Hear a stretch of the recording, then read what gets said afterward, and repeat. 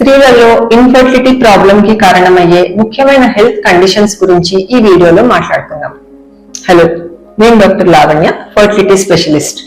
Infertility problem కి అన్నిటికన్నా common reason మనం చూసేది ఫాలికల్ నుండి ఎగ్ కరెక్ట్ గా రిలీజ్ అవ్వకపోవడం. దీన్ని యానోవులేషన్ అంటాం. 80% of the time polycystic ovary problem ఉన్న వాళ్ళకి ఈ యానోవులేషన్ సమస్య వస్తూ ఉంటుంది.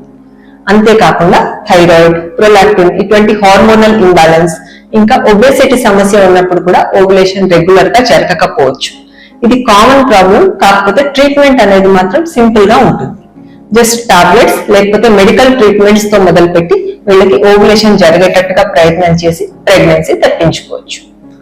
దాని తర్వాత మనం కామన్ గా అబ్జర్వ్ చేసే ప్రాబ్లం ఫెలోపియన్ ట్యూబ్స్ లో ఏదైనా బ్లాక్స్ ఉండడం. ఫెలోపియన్ ట్యూబ్స్ అనేవి స్పర్మ్ ఇంకా ఎంబ్రియో ట్రాన్స్ఫర్ కి చాలా అవసరం.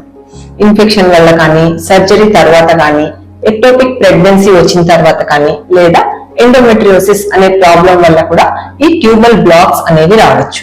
దానివల్ల తప్పనిసరిగా ఇన్ఫర్టిలిటీ సమస్య వస్తుంది. తర్వాత కామన్ కారణం ఎండోమెట్రియోసిస్.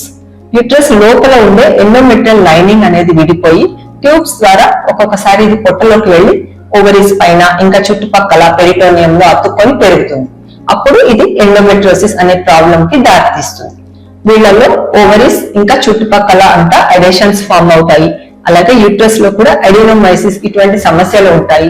పీరియడ్స్ టైంలో సివియర్ గా నొప్పి ఉంటుంది. ఇంకా ఇన్ఫర్టిలిటీ ప్రాబ్లం కూడా ఉంటుంది. ఓవరీస్ లో ఏర్పడే ఎండోమెట్రియోటిస్ సిస్ట్ కనుక సర్జరీ చేయాల్సి వచ్చినప్పుడు ఒక్కొక్కసారి వీళ్ళకి ఓవేరియన్ రిజర్వ్ అనేది కూడా తగ్గిపోయే అవకాశం ఉంటుంది. సో ఎండోమెట్రియోసిస్ ఉన్నప్పుడు అవసరాన్ని బట్టి వీళ్ళకి ఐఓఐ లేదా ఐవీఎఫ్ ట్రీట్మెంట్ అవసరం పడవచ్చు. నెక్స్ట్ కామన్ గా చూసే ప్రాబ్లం ఫైబ్రాయిడ్. ఈ ప్రాబ్లం చాలా మంది స్త్రీలలో ఉంటుంది. అందరిలో కాకపోయినా ఫైబ్రాయిడ్ సైజ్ ఇంకా ఎండోమెట్రియల్ లైనింగ్ కి ఫైబ్రాయిడ్ ఎంత దగ్గరలో ఉంది అనే దాన్ని బట్టి ఫైబ్రాయిడ్ వల్ల ఇన్ఫర్టిలిటీ సమస్య రావచ్చు, రాకపోవచ్చు. ఎండోమెట్రియల్ లైనింగ్ కనుక ఫైబ్రాయిడ్ వల్ల కానీ, పాలిప్స్ వల్ల కానీ, అడిషన్స్ వల్ల కానీ, లేదా పుట్టుకతో ఏర్పడే యూట్రైన్ మాల్ఫార్మేషన్స్ వల్ల కానీ, కరెక్ట్ షేప్ లో కానీ, క్వాలిటీలో కానీ లేనప్పుడు ప్రెగ్నెన్సీ నిలబడదు, లేదా మిస్క్యారేజ్ అయ్యే అవకాశాలు కూడా వీళ్ళకి ఎక్కువగా ఉంటాయి.